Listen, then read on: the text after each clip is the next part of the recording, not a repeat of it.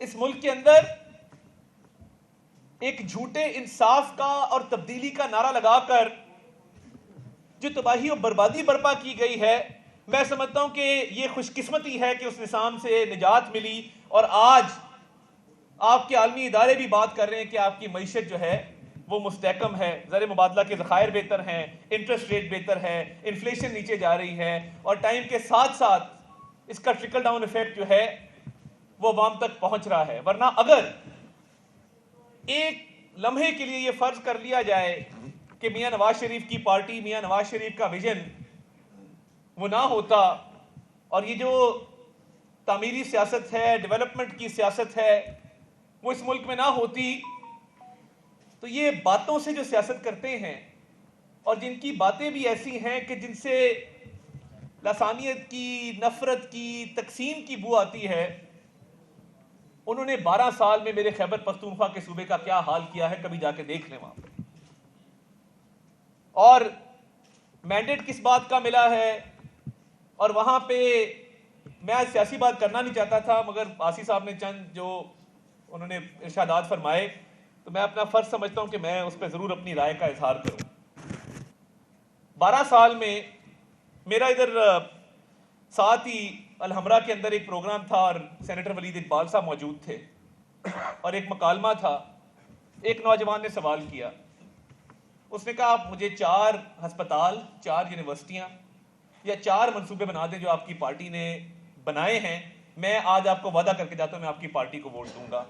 वो नौजवान तो खड़ा रहा मगर सेनेटर वलीद इकबाल वो महफिल छोड़ के वहां से जो है वो चलते हुए। तो देखिए बातें बहुत सी हैं और बातें आती भी हैं लोगों को, मगर क्या जिस सूबे में मैंडेट मिला 12 साल में, क्या पीआईसी जैसा एक अस्पताल बना वहां पे?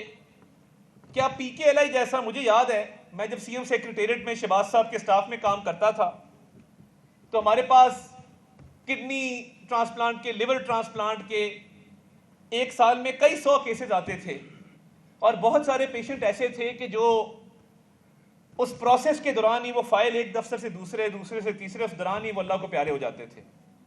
आज अल्लाह का शुक्र है कि एक पीकेएलआई का अस्पताल मौजूद है जिसमें 1000 जिगर के ट्रांसप्लांट अब तक हो चुके हैं। देखिए अवाम को सहूलत देना, अवाम को रिलीफ देना, ये मियां नवाज शरीफ की सियासत का हमेशा महवर रहा है। उनको बिल्कुल किसी चीज की तमा नहीं है, किसी चीज की लालच नहीं है, किसी कोई मफाद नहीं है। उनकी पार्टी का अगर कोई नस्बुल ऐन है तो वह अवामी खिदमत है और उसके लिए बिल्कुल मुश्किलें भी बर्दाश्त की, सख्तियां भी बर्दाश्त की। मगर आज अगर आप ये सारे प्रोजेक्ट माइनस कर दें तो मुझे बताइए कि हम कहां खड़े होंगे। और क्या जब ये मोटरवे बनाई गई, आप सब तो इसके यानी शाहिद हैं, वो किसी ने बहुत अच्छा उसने लिखा हुआ था, इलेक्शन के दौरान एक नारा में एक जगह गया तो किसी ने लिखा हुआ था कि नवाज शरीफ ने चंगे काम मोटरवे थे अटल बम। तो ये देखे ना, ये मोटरवे जब साउथ एशिया की पहली बनाई गई तब महातीर ने भी मलेशिया में मोटरवे नहीं बनाई थी। जब ये मोटरवे बनी तो हमारा हमसाया जो है वो टूटी सड़कों पे गुजारा कर रहा था। वो मशरिकी हमसाया हो, वो मगरबी हमसाया हो, पूरे साउथ एशिया में एक मोटरवे नहीं थी। डेबुक कॉर्पोरेशन तब कोरिया से पाकिस्तान आया इस मोटरवे को तामीर करने के लिए। अगर ये मोटरवे ना होती, मैंने हेल्थ का एग्जांपल दिया, पीकेएलआई का दिया, कार्डियोलॉजी का दिया, और मैं एम्पेरिकल एविडेंस पे आपसे बात करूंगा कि नवाज शरीफ क्यों जदीद पाकिस्तान का मेमार है। कि अगर ये मोटरवे ना होती और हाजी नवाज रजा साहब ने अपनी किताब की आज रूनुमाई के लिए लाहौर आना होता जीटी रोड से, तो देखिए मोटरवे के ना होने की वजह से इनको टोकन दिया जाता कि आज हफ्ते का दिन है भाई साहब, रश बहुत है क्योंकि मोटरवे तो नहीं है, तो कतारें जो हैं वो 150 किलोमीटर के ऊपर लगी हुई हैं जीटी रोड के ऊपर। ये मंगल वाले दिन आप आएँ और मंगल वाले दिन का ये टोकन है, आप लाहौर जाके अपनी किताब की रूनुमाई कर लें। छोटी सी मिसाल है। और तब तनकीद करने वाले कह रहे थे जी जेबें भरी जाएंगी, मोटरवे बन रही है, इस पे जहाज उतारेंगे, ये 3 लेन क्यों बन रही है। अल्लाह ने वो दिन दिखाया कि मोटरवे के ऊपर जहाज भी उतरे अल्लाह ताला के फजल से। इसी मोटरवे के ऊपर जहाज उतरे जब जंगी सूरत हाल पैदा होती है या मुल्क में कोई जंग का खतरा होता है तो इसी मोटरवे के ऊपर जहाज उतारे जाते हैं। तो ये इस मुल्क के अंदर डेवलपमेंट, तामीर और तरक्की चप्पा चप्पा नवाज शरीफ और नवाज शरीफ की पार्टी, नवाज शरीफ की खानदान की छाप है उसके ऊपर।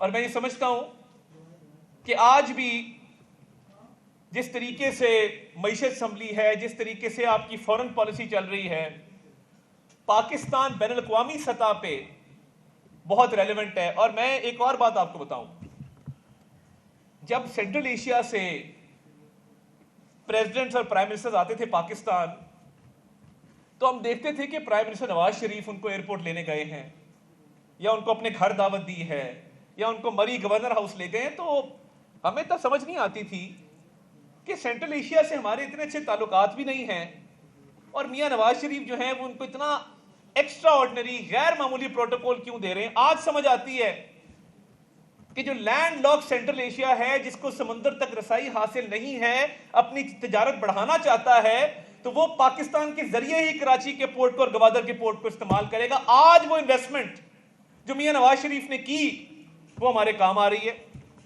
और शहबाज शरीफ साहब ने उस डिप्लोमेसी को बड़ी तेजी से आगे बढ़ाया। तो आज उन ममालिक में जाते हैं तो वो कहते हैं, वहां पे मैं ताजिकिस्तान जाता हूं तो इमाम अली रहमान वहां के सदर कहते हैं कि नवाज शरीफ मेरा दोस्त है, मेरा भाई है, मेरा बड़ा ताल्लुक है। बाकी ममालिक में जाते हैं तो वहां के सरबराहाने मुमलिकत नवाज शरीफ का बड़े अच्छे अल्फाज में जिक्र करते हैं।